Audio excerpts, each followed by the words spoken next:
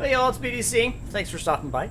Today we're doing more Empyrion Galactic Survival, and this is part 2 of a two-part set of videos that I'm making going over an HV design that I built a couple of years ago called the Digger Monkey. And this one specifically is going to be on what I call the Digger Monkey Prime. And this is the buffed up, even bigger, better, faster, whatever version of the standard Digger Monkey, which is a multi-person, like a single crew rather than or crew-based rather than a single pilot type of surface driller. And I wanted to show off some of the differences that I did on this one when I redesigned it and refit the Digger Monkey over there. So just a quick review here. The idea behind this was to have multiple people operating HV drill turrets and then hitting subterranean ore deposits up on the surface. And so there's a whole array of spotlights that are set up for it for working at night. It's a full support vessel rather than something that's just a cockpit with a little bit of O2, some fuel generator, a bunch of thruster, and some front-facing drillers, be they laser or mechanical. This one's got bridge, constructor, armor locker. It's meant to be a field driller.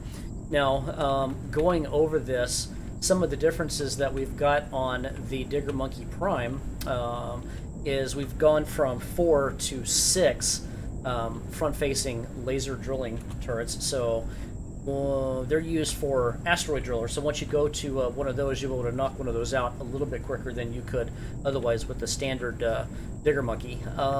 Second major difference on this is going to be the amount of overall thruster RCS that's in here. It's beefed up. So high power mode, boosters, that kind of thing like that. It's going to be a better driller to use when you're out and about doing whatever it is you're doing. Here, let me kill these turrets here. So it's more equipped, it's more capable, you know, what have you. Another thing that I did on here was, and this required me to move this from a tier 3 CPU setup to a tier 4, was I put in a shield generator in here. And I'd almost forgotten I'd done this. I did these vehicles quite a while ago. And so I had to come back in here and review stuff. But this thing has a shield generator on it, and as best as I can tell, it's good in terms of power consumption. See, I'll kick it off and re-kick it back on again and see what it's doing here. It's set up for it. It's something that can go into a little bit more of a hostile environment as opposed to the regular Digger Monkey, which is more of a friendly. You may run into, you know, your little stupid critters that are running around the fields, but nothing heavy like Xerax or, you know, heavy drone presence, stuff like this. This is a little bit more geared for that kind of action. Let's see. Another thing that I wanted on here to do was add turrets at the top of it. And this is a little bit more akin to some of your HV tanks, and obviously there's no big artillery turret or anything like that up here that makes it a tank. It's not. But this is a little bit more towards what vehicles like that do, so it kind of goes a little bit into the combat range, although this is not intended to be a combat vehicle. This stuff is meant more for defensive purposes. Now, the turrets can be used for killing critters and gathering stuff like meats, you know, and then you can prep those in a constructor and toss them in the fridge, and that's for field use, and that's okay. But otherwise, it's for a defensive purpose type thing. The ammo capacity on these guys, if I remember right, is 3,750, so I think 3,750 rounds for these minigun turrets on here. Yeah, that sounds right. Let's see, anything else I did? Obviously, it's a little bit longer than the original over there. It's got a more sloped look to it rather than the blocky kind of coming up and, you know, swooping down in the back of the older version.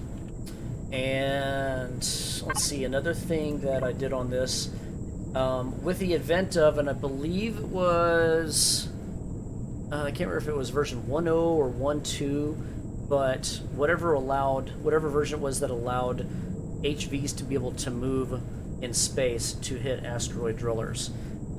This one, I wound up doing that by adding vertical thrusters on this guy. So up underneath those blocks, and just as a caveat, this thing is not thruster compliant. You know, with the whole thruster damage on the exhaust thing, this will never be. It'd have to be a completely different vehicle for me to do that.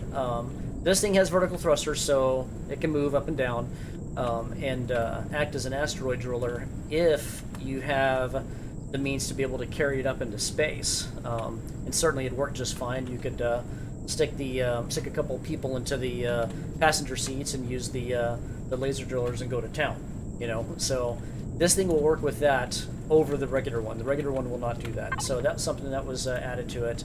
Let's see. Other than that, we've got extra lasers, beefed up thrusters. The boosters group is more powerful. Shield generator. That's basically about it. So. And again, it is a CPU tier 4 thing, so the materials that are required to build it are pretty expensive. The small electronic matrix, I think that's the one that requires a lot of gold, if I recall correctly. It's been a while since I've done this, so please forgive me. But other than that, a lot of Arrestrum is Escosium, and I think the amounts here are higher than they are on the standard Digger Monkey because of the 2 additional drillers up front. So that's basically it. It's a really cool vehicle. I had a lot of fun making these. I had a lot of fun updating and refitting the original one to beef it up into the prime version. You know, it's really fun taking 3 guys out and having this field driller, and it's shielded, and you can go over the place and you can collect a bunch of ores. Let's see real quick, just to review. This thing is weights and volumes compliant, and it does have auxiliary hover engines. It's something I mentioned in the first video. So this thing can carry just over 11,500 storage units of volume, whatever that is.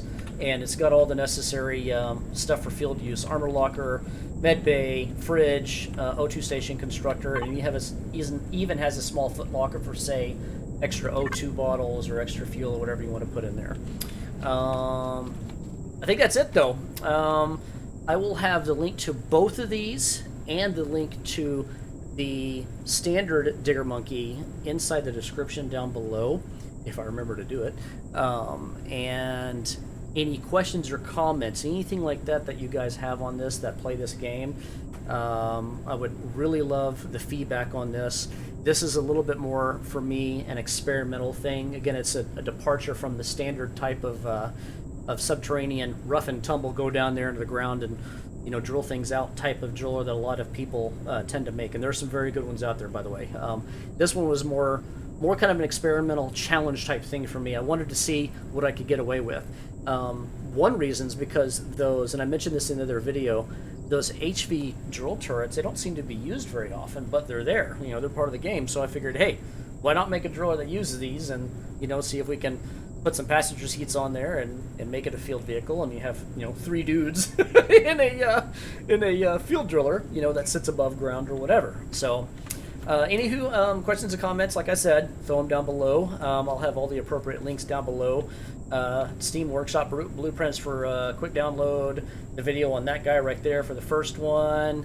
Anything else that y'all can think of, throw it down below. If you would, please like and sub, and thank you for watching. See you guys in the next video.